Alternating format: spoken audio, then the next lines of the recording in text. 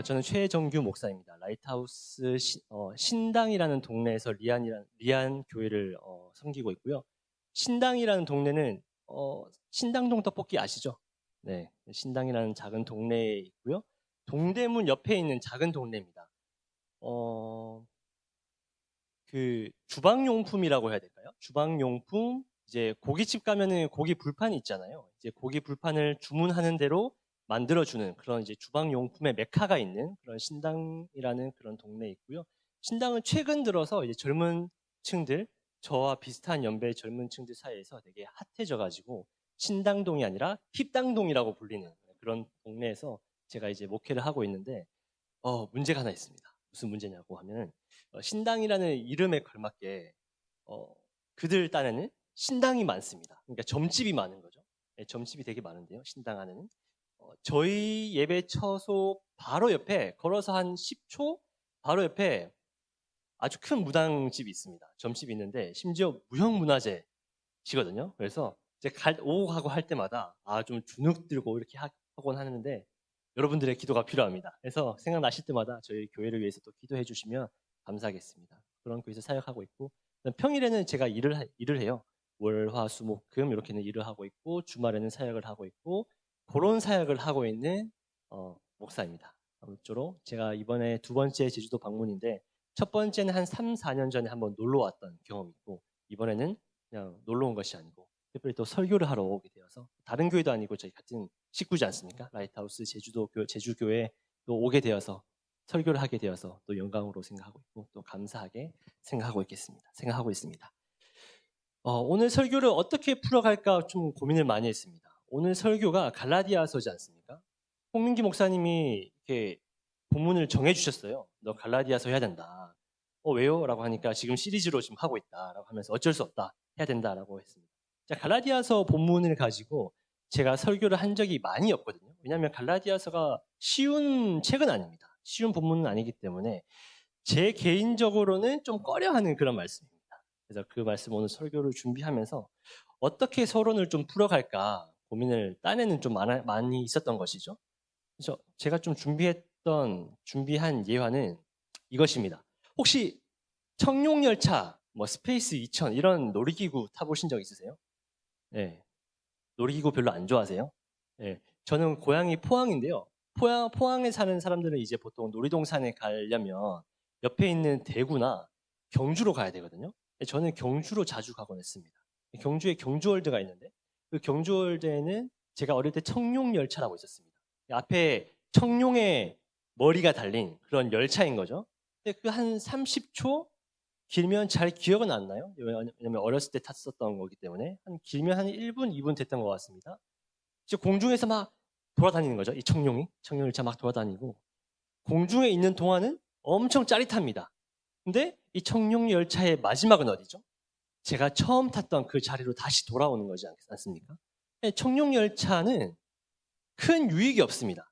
그냥 공중에서 한 30초, 길면 1분, 2분 짜릿함을 우리에게 줄 뿐이고 나에게 줄 뿐이지 우리의 인생에 큰 유익이나 이런 거는 전혀 없는 것이죠. 반면에 청룡열차가 있는 반면에 무궁화호라든지 이런 열차 타보신 경험들 다 있지 않습니까? 이런 열차들은, 이런 기차들은 청룡열차만큼 빠르진 않습니다. 빠르진 않고 청룡열차만큼 재밌지도 않습니다. 되게 스퀴즈 같은 이렇게 짜릿함을 우리에게 선사하진 않는다는 거죠.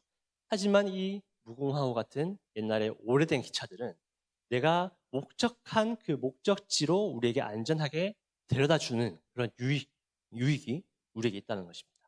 만약에 포항에서 이 기차를 타게 되면 만약에 내가 속초로 간다 혹은 서울로 간다 하면 그 과정은 너무나 재미없고 따분할 수는 있지만 내가 목적한 속초나 서울이라든지 목적한 위치로 내가 탄 이 무궁화호 같은 오래된 열차들은 나를 데려다 준다. 우리를 목적지까지 안전하게 데려다 주는 그런 유익이 있다라는 것입니다. 그래서 오늘 이 설교를 특별히 어려운 이 갈라디아서 본문을 우리가 볼 때 청룡열차보다는, 특별히 오늘 제 설교가 청룡열차보다는 무궁화호 같은 오래된 열차에 더 가깝지 않나 하는 그런 생각을 하게 됩니다. 그렇다고 오늘 제 설교가 재미없거나 따분하진 않을 겁니다. 그렇지만 우리에게 주는 큰 유익이 있듯이 이 무궁화호 같은 열차가 유익이 있듯이 오늘 이 말씀을 차례대로 잘 따라가다 보면 우리의 신앙에 큰 유익이 있을 줄 믿습니다. 오늘 이 말씀이 좀 쉽진 않고 다소 따분해 보일 수는 있지만 큰 유익이 우리에게 있다는 얘기입니다. 본론으로 한번 넘어가 보겠습니다. 오늘 저에게 주어진 시간이 많지 않기 때문에 본론으로 바로 넘어가 보겠습니다. 갈라디아서는 내가 좀 성경을 안다 하시는 분들은 알 거예요. 이 갈라디아서는 로마서와 함께 양대 산맥을 이루는 복음의 정수가 가득 녹여져 있는, 가득 꼭꼭 눌려져 있는 그런 책이라고 할 수 있습니다. 로마서, 갈라디아서, 이 책은 예수 그리스도의 복음이 무엇인가, 하나님의 은혜가 무엇인가, 성령의 충만함이란 무엇인가 하는 그 진리가 가득 녹아져 있는 말씀이다라는 것이죠. 근데 오늘 우리가 읽었던 이 본문 갈라디아서 4장 12절로부터 20절 이 본문은 갈라디아서 전체를 놓고 봤을 때 또 난해한 잘 이해가 되지 않는 그런 본문입니다. 그리고 이 본문을 하필 제가 설교를 하게 된 것이죠. 자, 다시 한번 차근차근 한번 따라오겠습니다. 갈라디아서는 축구 경기로 치면 전반전과 후반전이 있는데 오늘 이 본문은 전반전에 속한 것도 아니고 후반전에 속한 것도 아니고 이 전반전과 후반전 사이에 있는 하프타임이라고 생각하시면 좀 편할 것 같습니다. 이 하프타임 때는 보통 뭘 하죠? 선수들이? 감독들이 뭘 하죠? 전반전에 우리가 세웠던 작전이 무엇이었는지, 우리가 이 작전대로 잘 수행했는지, 후반전을 우리가 이 작전대로 잘 이행할 것인지, 작전을 좀 더 바꿀 것인지, 이런 것들을 하는 게 하프타임 때 하는 역할이지 않습니까? 하프타임이라는 시간이지 않습니까? 그것처럼 오늘 우리가 읽었던 갈라디아서 4장 12절로부터 20절의 이 본문이 전반전을 돌아보면서 후반전을 어떻게 준비해야 될까? 우리의 신앙의 후반전을 어떻게 세워야 될까? 하는 것을 돌아보는 그런 시간을 담은 책이라고 할 수 있는 것입니다. 여러분, 갈라디아서 지금 4장까지 왔는데 1장부터 4장까지 지금 몇 주간, 수주간 지금 목사님들과 함께 말씀을 나누지 않았습니까? 갈라디아서 하면 1장부터 4장까지 봤는데 어떤 것이 떠오르시죠? 들었던 내용 중에? 대답을 안 하셔도 좋습니다. 마음속으로 한번 떠올려 보시죠. 마음속으로 한번 대답해 보시죠. 갈라디아서 하면 어떤 것이 떠오르십니까? 율법과 어떤 복음 간의 대결, 하나님의 복음이 무엇인지 하는 그런 것들을 배우지 않았습니까? 그렇죠, 맞습니다. 갈라디아서는 이제 성경 학자들 사이에서 불리는 별명이 하나 있습니다. 이 갈라디아서는 전투서신이라고 하거든요. 그러니까 이 갈라디아서만의 고유한 특징이 있는데 이게 막 바울의 혈기가 들어가 있고 바울의 어떤 분노가 가득 녹아져 있는 그런 문서다, 그런 책이다라는 것입니다. 바울의 다른 서신서들을 보면 맥을 같이 하는 동일하게 이어지는 그런 루틴이 하나 있습니다. 그것이 무엇이냐면 서론 부분에 바울은 항상 자기가 편지를 보내는 교회를 칭찬하고 세워주고 감사하는 그런 제목들이 있습니다. 얘들아, 내가 힘들 때, 내가 감옥에 갇혔을 때, 나의 인생이 공공하고 힘들 때 너희가 나를 도와줬다며, 너희가 나를 위해서 헌금했다며, 너희가 저기 있는 이웃 교회를 섬겼다며 내가 그 소식을 들었다. 너희를 칭찬한다. 감사하다. 하나님께 모든 영광을 돌린다라고 하면서 바울의 서신들은 보통 일관되게 이러한 형식을 따르거든요. 근데 이 갈라디아서는 그런 내용이 전혀 없습니다. 얘들아 안녕 하고 근데 너희 왜 인생을 그따구로 사냐 하면서 너희 신앙생활 지금 제대로 하고 있는 게 맞아? 하면서 복음을 이따위로 전하는 사람들 저주받을 것이다 라고 하면서 그런 내용이 있었지 않습니까? 그것이 갈라디아서의 내용, 특별히 전반부에 그런 내용이 쭉 이어져 오는 것이죠. 바울이 거의 복싱 경기로 치면 이 갈라디아 지방에 있는 성도들을 요즘 말로 하면은 막 벽에다가 묶어놓고 뼈를 때리는 것처럼 계속 말로 후두개 패는 것이죠. 너 그따구로 할 거야? 그게 지금 너 크리스찬이라고 할 수 있니? 라고 하면서 그렇게 할 거면 하지 마! 라고 하면서 다 집어치우라고. 그렇게 막 하다가 오늘 본문 12절에서 좀 약간 뉘앙스가 달라지는 것을 볼 수 있습니다. 디스가 막 난무하다가 12절 오늘 본문이 어떻게 시작하죠? 함께 읽습니다. 시작.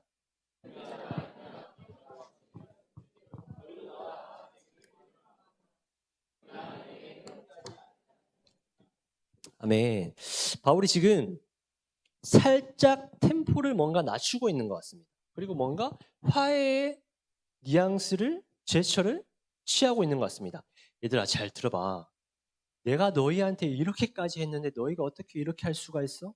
내가 너희에게 복음을 어떻게 전했는데 너희가 이 복음을, 너희가 들었던 그 복음을 이렇게 저버릴 수가 있니? 잠시 좀 와봐. 앉아봐. 다시 한번 우리가 얘기를 좀 해보자. 약간 이런 뉘앙스로 오늘 본문이 시작된다는 것입니다. 이 12절은 이따가 다시 한번 보겠습니다. 13절 읽어보겠습니다. 시작.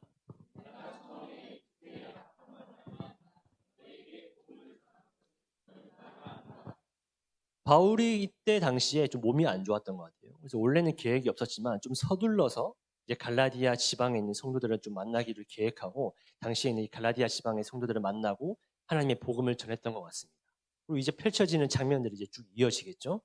중요한 것은 14절부터거든요. 14절 함께 읽습니다. 시작.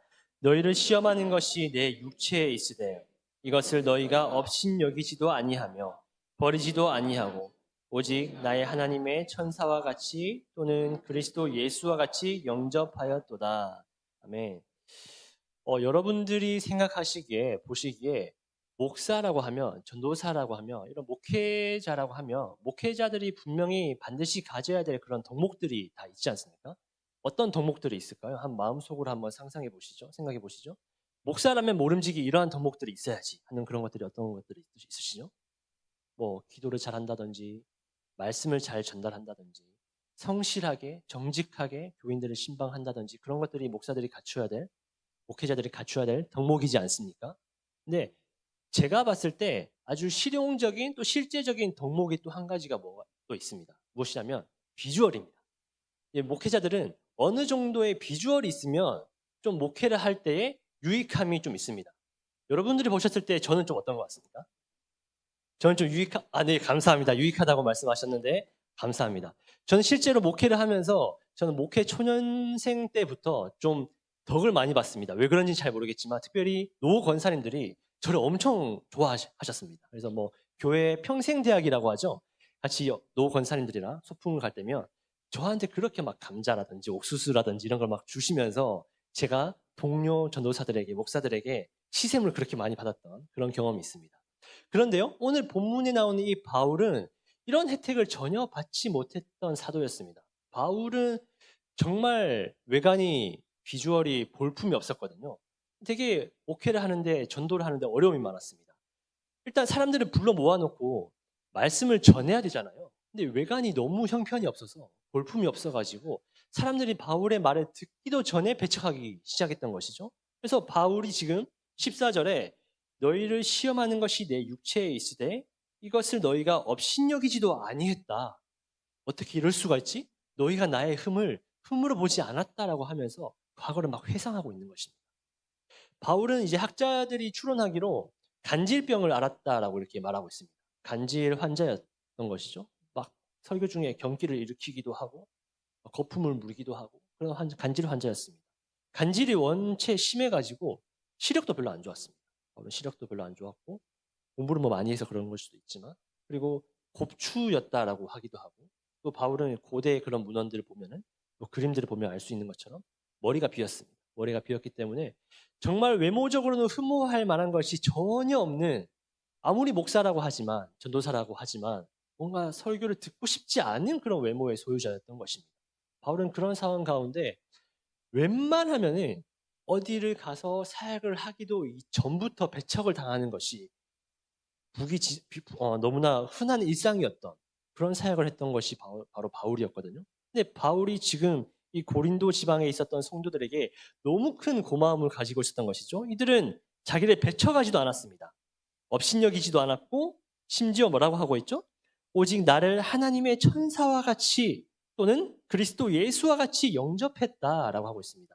제가 어제 한 밤 9시쯤에 공항에 떨어졌거든요. 여기 성도님께서 이제 픽업을 나와주시고 제주도가 생각보다 너무 시원한 거예요. 서울보다 더 따뜻할 줄 알았는데 서울만큼 너무 시원해가지고 되게 놀랐었거든요. 성도님께서 따뜻한 티도 준비해 주시고 또 저 먹으라고 도너츠도 준비해 주셨는데 제가 개척을 하고 나서 이런 환대를 너무 오랜만에 받아가지고 제가 조금만 더 F적인 감성이 있었으면 아마 울었을 겁니다.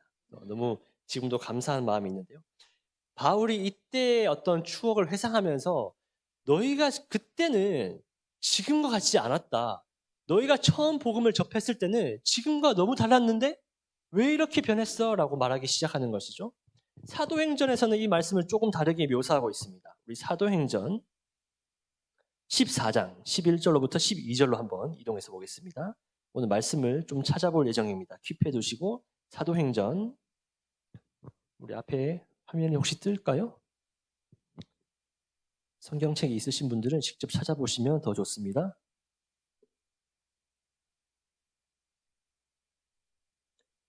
사도행전 14장 11절로부터 12절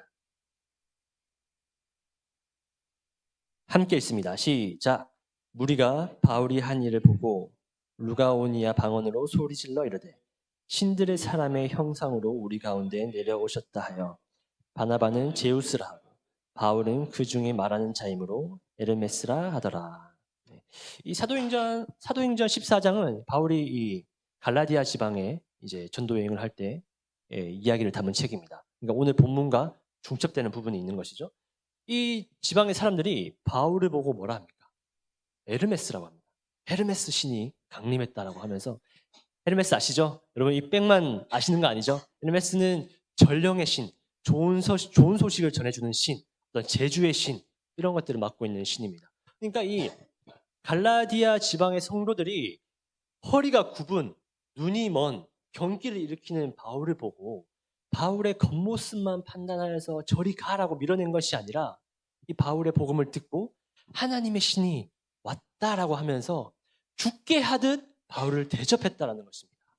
바울이 전했던 이 복음의 능력은 이 정도로 강대했고 강력했고 권세가 있었고 이 권세 있는 하나님의 복음을 이 갈라디아 지방 사람들은 성도들은 처음에는 잘 웰컴했다라는 것입니다.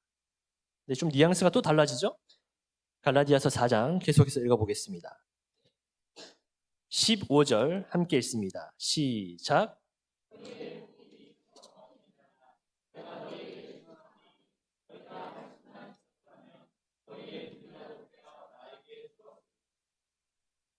아멘. 성도들이 지금 변심하고 있습니다. 처음에 보니까 이렇게 나와 있습니다. 너희의 복이 처음에 들었던 하나님의 영광과 예수 그리스도의 그 십자가 사건, 십자가의 능력, 성령의 충만하심이 처음에는 너희에게 있었는데 그 복이 어디에 갔니? 라고 하면서 지금은 완전히 볼품없는 모양으로 전락해버린 갈라디아 지방 사람들에게 성도들을 향하여서 지금 막 뭐라고 하고 있는 것입니다.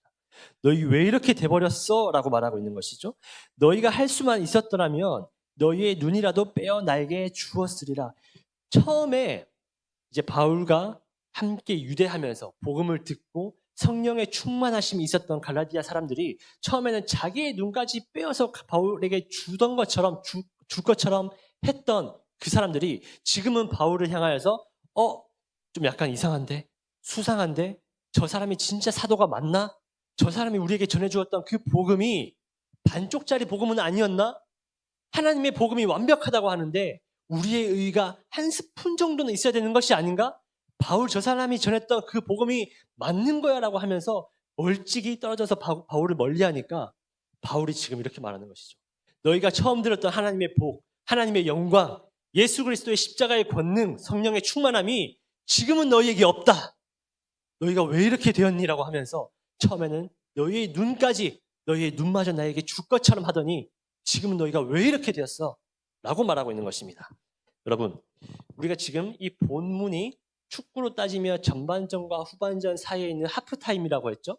그러면 전반전에 어떤 경기의 내용이 있었는지 알아야 우리가 후반전을 잘 준비할 것 아닙니까? 바울이 또 후반전에서 뭐라고 얘기할지 알 것 아닙니까? 그래서 우리 전반전에서 1장, 갈라디아서 1장부터 4장까지 어떤 내용이 있었는지 한번 살펴보아야 할 것입니다. 한번 돌아가 보겠습니다. 자, 갈라디아서 2장 16절, 갈라디아서 2장 16절을 한번 찾아보시면 좋겠습니다. 조금 더 앞으로 와서요. 갈라디아서 2장 16절입니다. 그리고 이 갈라디아서를 이해하실 때요. 너무 이런 도식에 빠지게 되면 좀 위험합니다. 뭐 틀린 건 아닌데 좋지는 않습니다. 뭐냐면 하나님의 복, 하나님의 영광, 어떤 예수 그리스도의 은혜의 복음이라고 해야겠죠? 이 복음과 이 율법을 vs 해가지고 너무 매칭시키는 구도를 이해하고 있으면 좀 약간 이 갈라디아서를 이해하는데 복음을 이해하는데 오류에 빠지기 쉽습니다. 그러니까 이런 것이죠. 만약에 제가 알고 계시는 어떤 그런 파이터 중에 어떤 혹시 알고 있는 사람이 있습니까? 격투기 선수 중에 코너 맥그리거 혹시 아세요? 잘 모르세요? 그럼 최용만 아세요? 네, 아시죠? 만약에 제가 최정규 목사가 최용만 선수와 싸운다고 한번 가정해 봅시다. 최정규 목사가 최용만 선수와 싸운다 하는 이 말이 맞는 표현일까요? 맞는 말일까요? 그렇지 않죠. 싸운다라는 말은, 다툰다라는 말은 좀 약간 다툴 여지가 있는, 실력이 좀 대등하거나 좀 그래도 비슷한 사람끼리 서로 싸운다라는 표현을 쓰지 않습니까? 근데 최정규 목사와 최용만 선수가 싸운다라는 표현은 잘못된 표현입니다. 맞는 표현으로 고치려면 좀 속된 표현이긴 하지만 최정규 목사가 최용만 선수에게 쳐맞는다라고 해야 되는 겁니다. 그렇죠? 네, 마찬가지입니다. 복음 vs 율법이라는 구도를 가지고 이런 도식을 가지고 이런 프레임을 가지고 갈라디아서를 보면은 이 예수님의 복음을 보면은 이런 오해에 빠지기가 쉽다라는 것입니다. 어떤 오해냐면 갈라디아서 2장 16절 찾은 본문 함께 읽습니다. 시작. 사람이 의롭게 되는 것은 율법의 행위로 말미암음이 아니요 오직 예수 그리스도를 믿음으로 말미암은 우리도 그리스도 예수를 믿나니 우리는 우리가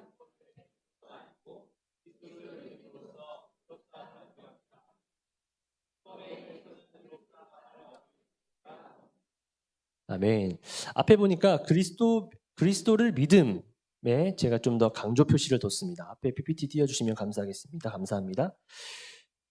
이게 두 가지 버전이 있습니다. 이게 주격 소유격 버전이 있고 목적격 소유격 버전이 있는데 두 가지 버전이 있는데 여러 가지 버전이 있고 또 여러 가지 책들이 다 다르게 채택하고 있습니다. 근데 우리나라 특별히 개역개정판은 목적격 소유격으로 번역한 게 앞에 있는 본문입니다. 그리스도를 믿음으로써 다시 한번요. 이는 우리가 율법의 행위로가 아니고 우리가 그리스도를 믿음으로 의롭다함을 얻으려 함이라 라고 되어 있는 것입니다. 근데 이 버전이 틀린 건 아닌데요. 주격 소유격으로 번역한 표현이 좀 더 갈라디아서를 이해하는데 더 수월합니다. 이해가 좋습니다. 뭐냐면 그리스도를 믿음이 아니고 그리스도의 믿음으로 해석하는 게 좀 더 좋습니다. 그러니까 우리가 그리스도를 믿기 이전에 그리스도의 믿음으로 우리가 구원을 받은 것이고 우리가 그리스도를 믿기 이전에 그리스도의 그 믿음으로 인하여서 예수님의 은혜로 인하여서 우리가 하나님의 복음에 참여한 바 되었다라는 것이 바울이 갈라디아 사람들을 향하여서 오늘 우리에게 알려주는 복음의 진실이다라는 얘기입니다. 자, 율법이라는 것이 좀 스펙트럼이 엄청 넓거든요. 이게 좀 잘 이해하기가 어려운데 한번 시도를 해보겠습니다. 율법의 범위가 율법이라고 하면 어떤 것이 떠오르시죠, 여러분? 기도하고 말씀을 열심히 읽고 모임에 잘 참여하고 교회 모임마다 잘 참여하고 또 성가대 활동을 열심히 하고 예배를 잘 드리는 거 율법이지 않습니까? 근데 반대로 내가 뭔가를 하지 않는 것도 율법입니다. 내 힘으로 뭔가를 할 수 없어 하는 것도 율법입니다. 내가 예수님을 믿는다라고 하는 것도 율법이 될 수가 있습니다. 예전에 좀 이해가 어렵죠? 예전에 저희 아버지께서 저한테 이런 어떤 퀴즈를 내신 적이 있습니다.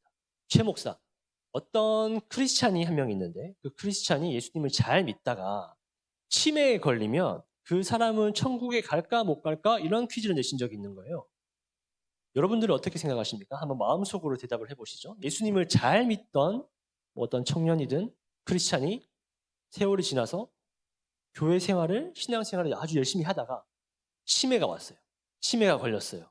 그러면 이 사람은 천국에 갈 수 있을까? 저희 아버지의 말씀은 이런 것이죠. 구원이라 함은 내가 입으로 시인하여서 얻을 수 있는 것인데 내가 치매에 걸려서 예수님 사랑합니다. 이런 고백을 하지 못한다면 예수님 당신이 내 인생의 주인이십니다. 이런 고백을 하지 못한다면 내가 구원을 받을 수 있는가 하는 것이 저희 아버지의 요지였습니다. 내가 예수님을 믿는다라고 고백하는 것, 내가 예수님을 믿는다라고 고백하지 못하는 것, 이것도 율법이 될 수가 있다는 것입니다. 율법이 이렇게 스펙트럼이 넓고 무서운 차원의 것입니다. 그러니까 율법이라 함은 내가 뭔가를 해야 되고 하지 않아야 되고 이런 것들을 넘어서서 내가 내 스스로 내가 스스로 주체가 되어서 행해지는 모든 신앙의 이름, 내용들, 형식, 모든 양식들이 율법이 될 수 있다는 것입니다. 여기까지 잘 따라오고 계시죠?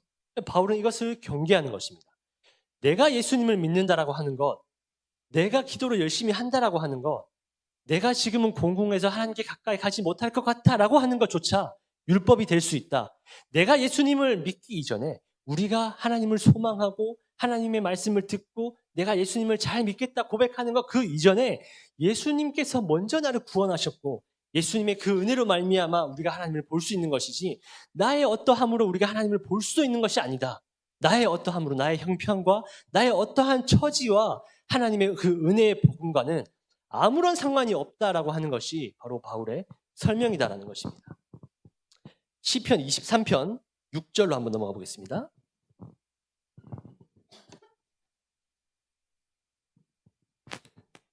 찾아야 되는 말씀이 좀 많죠? 시편 23편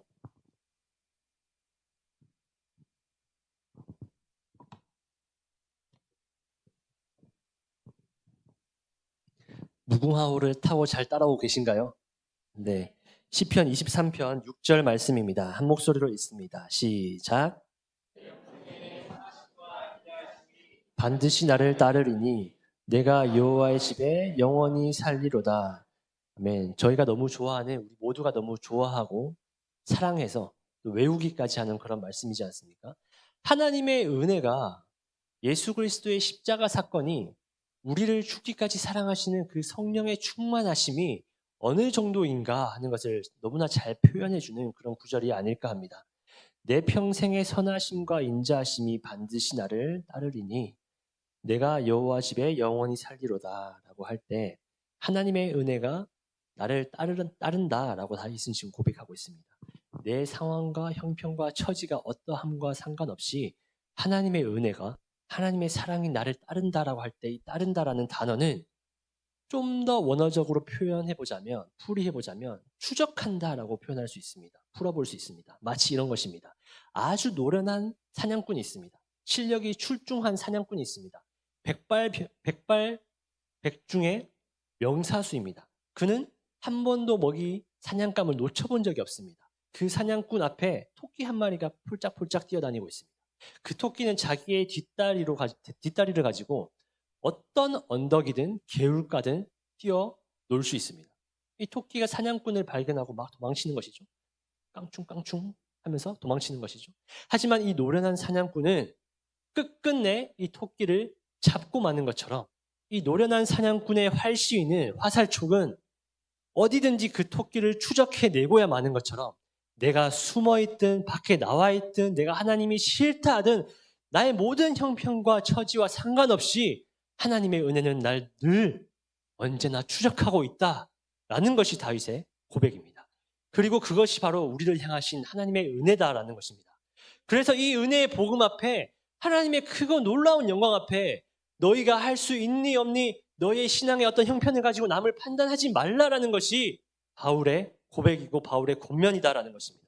여러분 그렇다면 우리의 신앙생활 한번 돌아보시죠.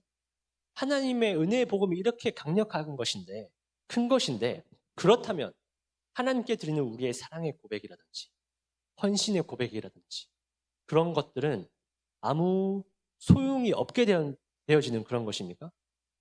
뭐 예를 들어 제가 정말 어렵지만 우리 주일학교 아이들을 위하여서 우리 다음 세대를 위하여서 내가 나의 시간을 헌신하겠습니다. 당신께 나의 삶을 바치겠습니다. 내 시간을 드리겠습니다.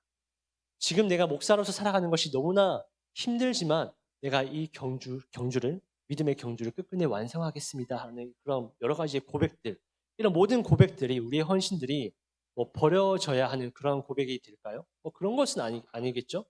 우리가 만약에 나중에 죽어서 하나님 앞에 서는 그런 날이 반드시 오게 될 텐데 우리의 어떤 실존이 하나님의 실존과 완전히 맞닿아지게 되는 그날이 오게 되면 그러니까 우리의 실존과 하나님의 실존이 페이스 투 페이스 되는 것처럼 그 하나님의 실존과 우리의 실존 앞에 개미 한 마리조차 통과할 수 없게 되는 그날이 오게 되면 우리가 하나님 앞에 이렇게 고백하게 되는 것이죠. 하나님, 내가 그때 하나님께 고백했던 그 모든 신앙의 고백들, 내용들, 하나님 당신을 사랑한다라고 말했던 그 신앙의 고백들, 내가 목사로서 어떤 성도로서 하나님께 예배드렸던 그 모든 순간들이 당신은 나의 의인 줄 알았고, 나의 노력인 줄 알았고, 나의 헌신인 줄 알았고, 단순히 나의 결단인 줄 알았는데 뒤돌아보니 그 모든 것들이 결국에는 하나님의 은혜였습니다. 하나님의 은혜 말고는 설명되어지는 것이 아무것도 없었군요 라고 고백하는 것이 바울이 말하고 있는 지금 이 복음의 내용이다라는 것입니다. 이 내용이 지금 쭉 이어져 오고 있는 것입니다. 그리고 이 지금 하나님과의 관계, 이 복음의 내용, 하나님과의 사랑, 신뢰, 이 은혜가 깨어지면서 여러 가지 일들이 지금 파생되어지는 것이거든요. 어떤 것이 있었습니까? 내가 최고다, 내가 낸데 저 사람이 어떻게 우리 교회에 들어올 수 있어? 저 사람이 어떻게 우리 모임 가운데 함께 할 수 있어? 아니 우리가 지금 이렇게 밥을 먹고 있는데 이런 아름다운 고품격스러운 자리에서 고품격스러운 신앙의 대화를 나누고 있는데 어떻게 저 사람이 우리 교회에 와서 이런 상스러운 대화를 할 수 있단 말인가? 어떻게 우리와 함께 할 수 있단 말인가 하면서 교회 밖에서도 마찬가지고 교회 안에서까지 층을 나누고 위에서부터 밑에까지 줄을 세우는 그러한 장면이 지금 갈라디아서 1장부터 4장까지 쭉 이어져 오고 있지 않습니까? 그런 장면이 계속해서 이어지는 것을 볼 수 있습니다. 갈라디아서 3장 26절로부터 28절의 말씀 보겠습니다. 갈라디아서 3장 26절로부터 28절의 말씀. 하나님과의 관계가 깨어짐으로 인하여서 그걸로 끝나는 것이 아니고 사람과 사람 간의 관계도 깨어지고 사람과 다른 피조물 간의 관계도 완전히 깨어지는 것이 법칙이거든요. 지금 바울이 지금 사람들을 향하여서 말하고 있는 것입니다. 갈라디아서 3장 26절로부터 28절의 말씀을 함께 읽습니다. 시작. 너희가 다 믿음으로 말미암아 그리스도 예수 안에서 하나님의 아들이 되었으니 누구든지 그리스도와 합하기 위하여 세례를 받은 자는 그리스도로 옷 입었느니라. 유대인이나 종이나 남자나 여자나 다 그리스도 예수 안에서 하나이니라. 아멘. 그러니까 이겁니다. 하나님의 복 안에 있는 너 하나님의 사람아, 너가 어떤 위치에 있든지 간에 난 잘 모르겠는데 너희가 하나다. 둘이 아니고 하나다라는 것입니다. 근데 이게 되게 교과서적인 내용이지 않습니까? 너무 보기에는 좋아 보이는 그런 내용이지 않습니까? 근데 이런 하나님의 말씀이 가끔씩은 우리에게 폭력적으로 다가올 때가 있는 것 같습니다. 너무 맞는 말이기 때문에 우리에게 뼈 때리는 말씀이 될 수 있다는 것이죠.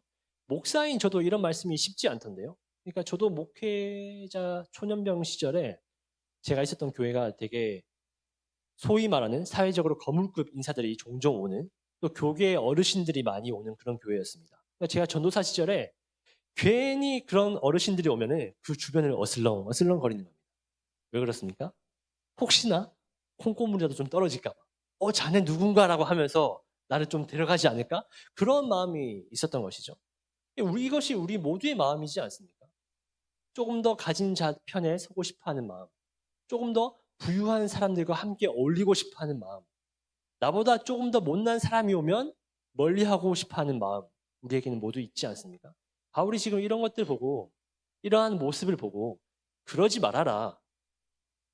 하나님께서 너희와 함께하고 계시는데 너희와 단절되었던 그리스도께서 너희에게 먼저 오셨는데 너희가 어떻게 그렇게 할 수가 있어라고 하면서 하나님의 복음과 전혀 상관없는 인생을 살고 있는 너희, 그것은 하나님의 도와 맞지 않다라고 말씀하고 있는 것입니다.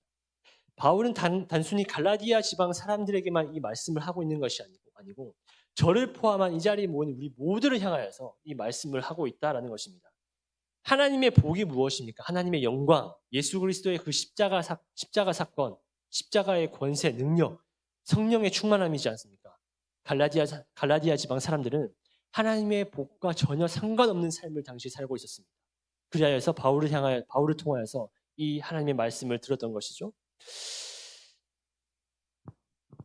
파라오의 시대 정신과 로마 황제의 법과 질서가 지금 당시 갈라디아 지방 사람들의 인생을 완전히 좀먹고 있는 상황 가운데 바울은 완전히 그것은 잘못된 인생이다라고 말하면서 그것은 하나님의 법과 질서와는 완전히 다른 것이야라고 말하면서 지금 갈라디아 지방 사람들을 향하여서 이 말씀을 전하고 있는 것입니다.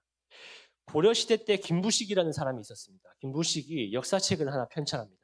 아시죠? 김부식이 역사책을 편찬할 때 김부식은 되게 엘리트 중에 엘리트였습니다.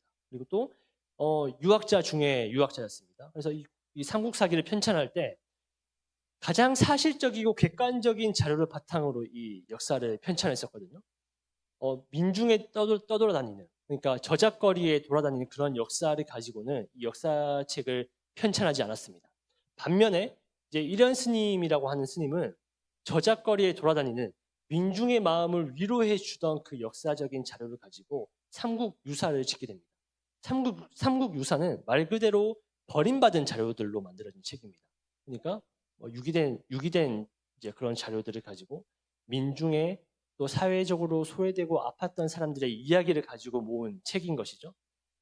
우리들의 이 교회, 한국 교회는 지금 어떠한 이야기들로 채워가고 있나 하는 것을 우리가 좀 더 돌아봤으면 좋겠습니다. 엘리트적인 시선을 가지고 끼리끼리만 동맹하고 맺는 연합하는 그런 모임을 우리가 지향하고 있는 것은 아닌가?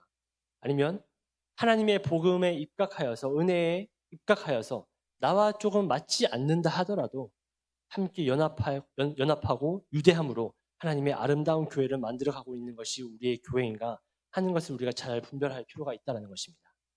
왜냐하면 지금이 바로 후반전으로 넘어가기 직전에 하프타임에 지금 갈라디아 지방 사람들이 서 있는 것이고 우리가 지금 위치하고 있기 때문이다라는 것입니다. 우리가 우리 인생의 후반부로 넘어가기 이전에, 우리 신앙의 후반부로 넘어가기 이전에 하나님께서 우리에게 주셨던 그 은혜의 복음이 무엇인가 하는 것을 다시 한번 잘 이해하시고 마음에 잘 새기면서 이 후반전을 잘 준비하면 좋을 것 같습니다.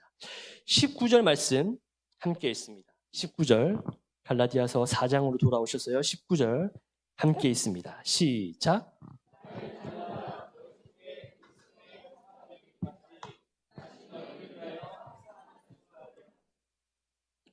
바울이 지금 설명하고 있는 이 말씀이 쉽지 않다라는 것을 바울도 잘 알고 있었던 것 같습니다. 그래서 이 내용들, 하나님의 복음 앞에 어떻게 서야 한다라는 것, 그리고 이 복음에 충만한 자들이 어떠한 모양을 가지고 어떠한 스토리를 가지고 교회를 세워나가야 한다라는 것을 말하면서도 바울도 쉽지 않다라는 것을 좀 알고 있었던 것 같습니다. 그래서 지금 뭐라고 표현하냐면 이 모든 과정들이 여인이 아기를 낳는 것과 같다라고 말하면서 이 해산의 고통을 나도 같이 분담하겠다, 나도 지겠다라고 지금 말하고 있는 것이죠. 제가 다시 한번 읽어보겠습니다. 나의 자녀들아, 너희 속에 그리스도의 형상을 이루기까지 이 십자가의 은혜의 복음을 다시 한번 우리가 깨닫기까지 다시 너희를 위하여 해산하는 수고를 하노니 라고 말하고 있습니다. 이 해산하는 수고는 사랑의 수고라고 말을 좀 바꿀 수 있을 것 같습니다. 여러분, 사랑이 어떤 것이죠? 사랑을 다 해보신 적 있으시잖아요, 그죠? 네. 사랑이 단순히 즐거운 감정입니까? 누군가를 사랑하는 것이 쉽습니까? 남편을 사랑하고 부인을 사랑하는 것이 단순히 즐거운 감정입니까? 그렇지 않습니다. 사랑은 자기 자신을 부정해야 되는 것이고 타자를 자기 자신으로 받아들이는 그런 과정이기 때문에 쉽지가 않습니다. 마치 어머니가 자식을 잉태하는 것처럼 낳는 것처럼 해산하는 것과 같은 고통을 수반한다라는 것입니다. 그래서 지금 바울은 12절에 이렇게 말하고 있는 것이죠. 형제들아, 내가 너희와 같이 되었은즉 너희도 나와 같이 되기를 구하노라. 너희가 내게 해롭게 하지 아니하였느니라 라고 말하고 있습니다. 내가 이 같은 수고를 나도 할 테니까 내가 이만큼 다시 갈 테니 너희도 다시 한번 이만큼 오지 않겠니? 라고 말하고 있는 것입니다. 저는 제가 목사이면서도 한국교회가 지금 현재 어디로 가고 있나라고 생각을 해보면 우리가 지금 어디로 가고 있는지도 잘 모르겠고 앞으로 어디로 가야 되는지도 잘 모르겠습니다. 여러분들이 진단을 하셨을 때, 여러분들이 생각하셨을 때는 어떤지 잘 모르겠습니다. 한국교회가 어디로 가고 있는지, 우리가 또 어떻게 가야 한다고 생각하십니까? 저는 말씀에 비추어서 생각해 보건대 한국교회가 마치 목자 잃은 양같이 뿔뿔이 흩어져서 자기가 지금 열심히 달려가고 있음에도 불구하고 어디로 달려가고 있는지 모르는 그러한 모습으로 한국교회가 흩어지고 있는 모양새는 아닌가 하는 그런 생각을 하게 됩니다. 여러분, 그리하여서 스게와의 7 아들을 찾아갔던 악귀가 우리에게 찾아와서 우리에게 물을 것인데, 내가 바울의 교회도 알고 주기철의 한국교회도 알거니와 너희의 교회는 라이트하우스 제주, 너희의 교회는 도대체 무엇이냐? 라고 물으실 텐데, 그때 여러분들은 과연 무엇이라고 대답하겠습니까? 나만 좋으면 돼. 나의 노력이면 돼. 라는 마음으로 편가르고 교회에서 계층을 가르고 위에서부터 아래로 줄 세우는 그런 교회로 자립하기를 원하십니까? 아니면 하나님의 복음이면 충분합니다 하는 마음으로, 하나님, 내 인생 가운데 내 영혼으로는 아무 소망이 없습니다. 하나님이 우리에게 보여주신 그 은혜의 복음처럼 내게 주어진 영혼을 사랑하겠습니다라고 고백하는 여러분들이 되시겠습니까? 우리에게는 2가지 길이 지금 놓여져 있습니다. 하나는 파라오의 세계 질서가 가득한 로마 황제의 법과 질서가 가득한 길이고, 하나는 하나님께서 우리에게 보여주신 은혜의 율법입니다. 진리의 법입니다. 그 길이 우리에게 놓여 있을 때 우리가 어느 편에 서야 할 것인지, 오늘 이 복음을, 이 말씀을 다시 한번 곰곰이 묵상하시면서, 하나님, 그렇습니다. 하나님께서 우리에게 먼저 보여주신 그 은혜의 법대로 우리가 따라 살겠습니다라고 고백할 수 있는 저와 여러분 모두가 될 수 있기를 주님 이름으로 축복합니다.